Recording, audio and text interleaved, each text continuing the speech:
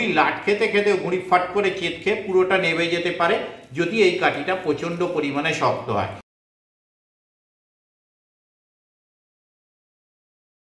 আপনারা এখানে যে ঘুড়িটা দেখতে পাচ্ছেন, এটা আমাদের এখানে যেটা বলে এটা গ্লাস মার, এখানটা হাত চাবড়াস, মানে হাত চাবড়াসের ওপর গ্লাস মার বা গ্লাস মারের ওপর হাত চাবড়াস, আপনারা যাই বলুন না কেন, বিভিন্ন জায়গায় বিভিন্ন নামে ডাকে। তো ঘুড়ি সম্বন্ধে আমি একটু কিছু কথা এখানে বলছি।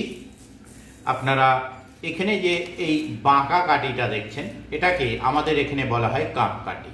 এটার ওপরেই ডিপেন্ড করে ঘুড়ির টান কতটা কি হবে। এছাড়া সামান্য কিছু অন্যান্য ব্যাপারের ওপরেও ঘুড়ির টান ডিপেন্ড করে, সেটাও আমি পরে আসছি, পুরো ভিডিওটা দেখলে জানতে পারবেন। এই কাঠিটা যত টাইট হবে টান তত বেশি হবে, মিডিয়াম হলে টান মিডিয়াম হবে, আর যদি খুব লুজ হয় একদম, তাহলে এই ঘুড়িটার টান কম, যাকে আমরা বক্কা ঘুড়ি বলে থাকি। তবে কাঠি যেমন অতিরিক্ত লুজ হলে ঘুড়ি জোরে হাওয়া দিলে কাঠি মাঝখান থেকে ভেঙে যায়, লেপ্পু হয়ে যায়, বা মাঝখান থেকে এই কাঁপকাঠিটা ভেঙে যায় হাওয়ার চাপে।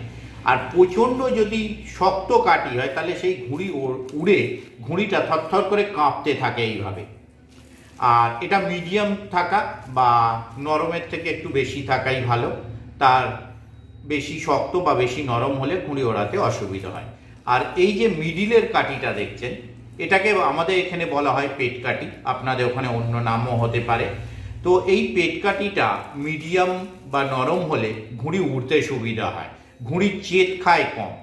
এই কাঠিটা যদি প্রচণ্ড নরম হয় তাহলে ঘুড়ি পাল্টি খেয়ে যায়, ঘুড়ি ধরুন টেনে মাথা নিয়ে ওপর দিকে উঠছেন, হট করে পাল্টি খেয়ে ঘুড়িটা ডান দিক বাঁ দিক বা নিচে চলে আসতে পারে, মানে মুভমেন্ট চেঞ্জ হয়ে যেতে পারে। আর কাঠিটা যদি অত্যাধিক শক্ত হয়, ঘুড়ি ওড়ানোর সময় ঘুড়ি চেত খেয়ে পড়ে যেতে পারে, বা ঘুড়ি লাট খেতে খেতে ঘুড়ি ফাট করে চেত খেয়ে পুরোটা নেমে যেতে পারে যদি এই কাঠিটা প্রচণ্ড পরিমাণে শক্ত হয়। তাই এই কাঠিটা মিডিয়াম দরকার হয়। আর এখানে দেখতে পাচ্ছেন এই কাঠিটা বাঁকা রয়েছে, এই যে দেখতে পাচ্ছেন, দেখুন কাঠিটা এইভাবে বেঁকে গেছে।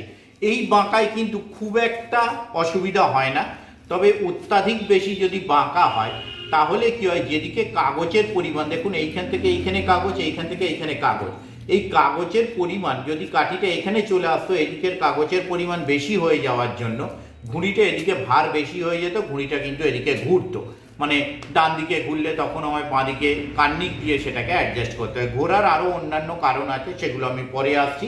দেখুন আর একটা ঘুড়ি আনছি, এখানে দেখুন, এখানে কাপটা যেমন একদম পেটকাঠিটা যেমন একদম সোজা আছে, তাই এখানে পেটকাঠিটা একদম ঠিকঠাক আছে। কিন্তু হালকা যদি ডান দিক বা বাঁ দিক সামান্য ঈষৎ বেঁকে যায়, 19-20 হয়, তাতে কিন্তু অসুবিধা হয় না। কিন্তু 20-30 মানে এতটা ডিফারেন্স হয়ে গেলে তখন কিন্তু সমস্যা হতে পারে। আর আপনারা সব সময় চেষ্টা করবেন লাইলন সুতো অ্যাভয়েড করতে, কোথাও পেলে সেটাকে পুড়িয়ে দিতে চেষ্টা করবেন, কটন সুতোয় ঘুড়ি ওড়ানোর। অল্প ঘুড়ি ওড়ান কিন্তু কটন সুতোয় ওড়ান। পরের ভিডিওয় আমি আবার হাজির হব নতুন কোনো তথ্য নিয়ে ঘুড়ি সম্বন্ধীয়। ধন্যবাদ।